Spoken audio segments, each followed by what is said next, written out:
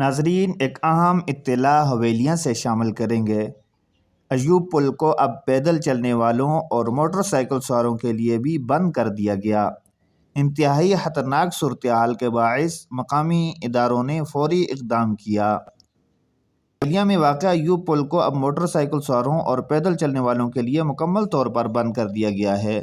ذرائع کے مطابق NHA انتظامیہ بروقت حرکت میں نہ آ سکی، جس کے بعد ٹیم حویلیاں پریس کلب، SHO حویلیاں اور ریسکو 112 نے اپنی مدد آپ کے تحت پل پر ٹیپ لگا کر راستہ بند کر دیا تاکہ کسی بھی ممکنہ حادثے سے بچا جا سکے۔ مقامی ذمہ داران کا کہنا ہے کہ پل کی موجودہ حالت انتہائی خطرناک ہے اور کسی بھی وقت بڑا حادثہ پیش آ سکتا ہے۔